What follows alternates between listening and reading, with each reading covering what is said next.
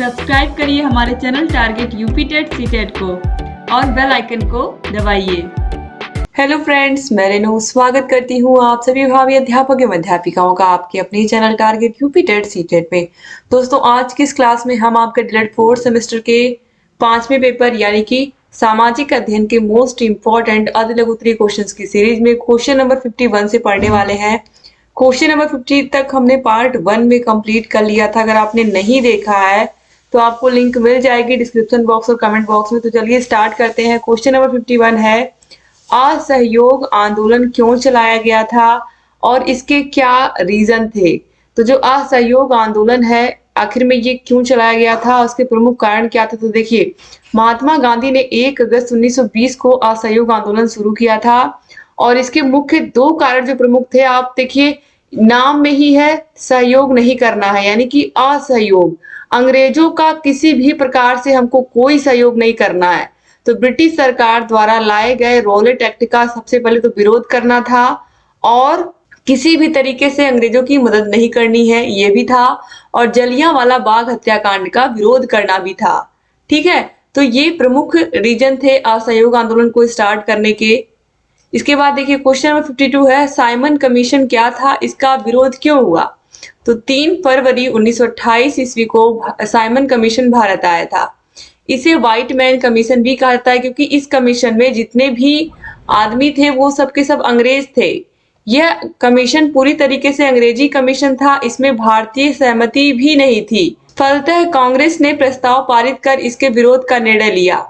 30 अक्टूबर 1928 को लाहौर में साइमन आयोग के विरुद्ध प्रदर्शन करते समय पुलिस की लाठी से लाला लाजपत राय घायल हो गए और बाद में उनकी मृत्यु भी हो गई थी इसी वजह से, क्योंकि जो नारा था वो लगा था साइमन वापस जाओ, और इसमें लाला लाजपत राय प्रमुख नेता थे इसमें जो इसके खिलाफ थे, और इसी वजह से यहाँ पर देखिए उनकी मृत्यु भी हो गई थी लाठियां लगने की वजह से। क्वेश्चन नंबर 53 है, 1857 की क्रांति कहाँ से प्रारंभ हुई थी। तो 1857 की जो क्रांति है वो 10 मई 1857 को मेरठ से प्रारंभ हुई थी। क्वेश्चन नंबर 54 है, 1857 के स्वाधीनता संग्राम के 4 प्रमुख नेताओं के नाम लिखिए। जो स्वतंत्रता संग्राम शुरू हुआ था 1857 में, इसके जो प्रमुख नेता थे वो थे तात्या टोपे, नाना साहब, मंगल पांडे, बहादुर शाह जफर, रानी लक्ष्मीबाई भी हम कह सकते हैं। क्वेश्चन नंबर 55 है, मंगल पांडे कौन थे और मंगल पांडे को फांसी कब दी गई थी। तो मंगल पांडे बैरकपुर छावनी के एक सैनिक थे। 29 मार्च 1857 को मंगल पांडे नामक सैनिक ने बैरकपुर में गाय की चर्बी मिले कारतूसों को मुंह से काटने से मना कर दिया था।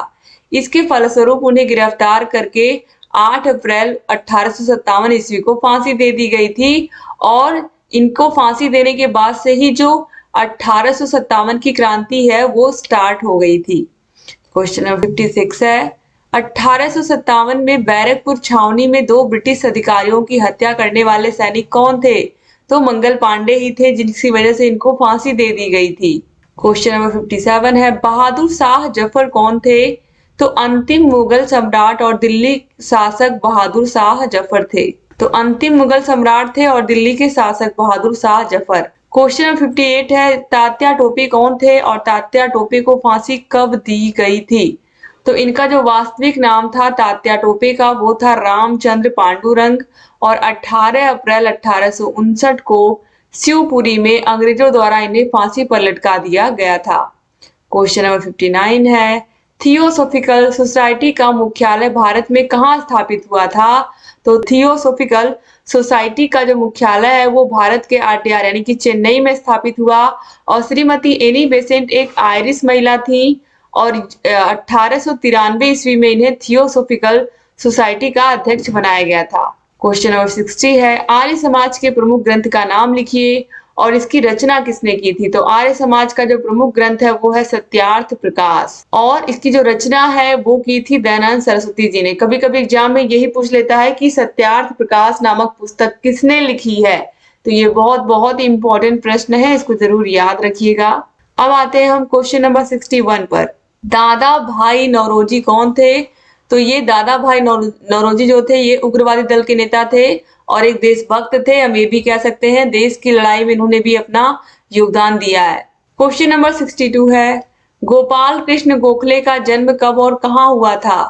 तो गोपाल कृष्ण गोखले का जन्म 9 मई 1866 ईस्वी को महाराष्ट्र के एक निर्धन परिवार में हुआ था। 1905 में इन्होंने भारत सेवक समाज संस्था की स्थापना की और 1915 में इनकी मृत्यु हो गई थी।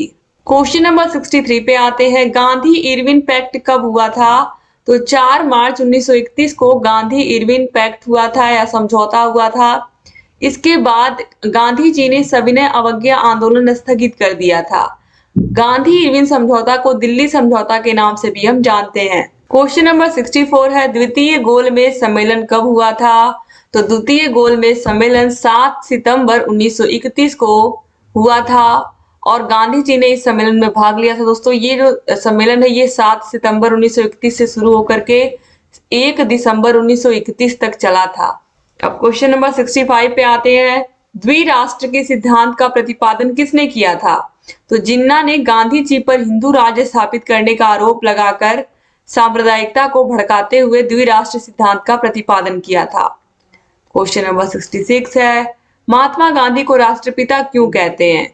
तो भारत के वर्तमान स्वरूप की परिकल्पना, उसकी आधारभूत वैचारिक संरचना, निर्माण पद्धति, दिशा निर्धारण सभी कुछ महात्मा गांधी के कारण संभव हुआ। भय, संदेह एवं कमजोरियों से देश को मुक्त करके अभूतपूर्व शक्ति का संचार करके गांधी जी ने नए भारत का निर्माण किया था, इसलिए इन्हें हम राष्ट्रपिता कहते हैं। सर्वप्रथम इन्हें राष्ट्रपिता कहकर सुभाष चंद्र बोस ने संबोधित किया था। ठीक है, तो याद रखिएगा, कभी कभी एग्जाम में यही पूछ लेता है कि गांधी जी को राष्ट्रपिता कहकर सबसे पहले किसने संबोधित किया था या राष्ट्रपिता किसने कहा था? तो सुभाष चंद्र बोस ने कहा था। क्वेश्चन नंबर 67 है, सुभाष चंद्र बोस का जन्म कब और कहाँ हुआ था? तो सुभाष चंद्र बोस का जन्म 23 जनवरी 1897 ईस्वी को कटक उड़ीसा में हुआ था। 1897 में हुआ था, याद रखिएगा। अब क्वेश्चन नंबर 68 पे आते हैं, 1857 के प्रथम स्वतंत्र स्वाधीनता संग्राम के दौरान भारत का गवर्नर जनरल कौन था? तो कौन थे? 1857 के स्वतंत्रता संग्राम के दौरान भारत के गवर्नर जनरल लॉर्ड कैनिंग थे। कौन थे? Lord Canning. क्वेश्चन नंबर 69 पे आते हैं। क्वेश्चन नंबर 69 है, 1857 के प्रथम स्वाधीनता संग्राम पर लिखी गई सरकारी किताब कौन सी है? तो 1857 का स्वातंत्र्य समर लेखक विनायक दामोदर सावरकर। क्वेश्चन नंबर 70 है, साइंटिफिक सोसाइटी की स्थापना किसने की थी? तो साइंटिफिक सोसाइटी की स्थापना सर सैयद अहमद खान ने की थी। क्वेश्चन नंबर 71 पे आते हैं, स्वामी विवेकानंद का बचपन का नाम क्या था? तो इनका बचपन का नाम था नरेंद्र नाथ। क्या नाम था? नरेंद्र नाथ। 2021 में ये सारे के सारे क्वेश्चंस आप देख सकते हो पूछे हुए हैं। अब क्वेश्चन नंबर 72 है, बंगाल विभाजन के समय कौन था वायसराय? तो वायसराय कौन था? लॉर्ड कर्जन था। ठीक है, याद रखिएगा। क्वेश्चन नंबर 73 पे आते हैं। देखिए ये सब क्वेश्चन पूछे हुए हैं 2021 के एग्जाम में, आप समझ सकते हो कितने इंपॉर्टेंट प्रश्न है ये सब। 1911 में दिल्ली में आयोजित दिल्ली दरबार में इंग्लैंड का कौन सा सम्राट सम्मिलित हुआ था? तो जॉर्ज पंचम।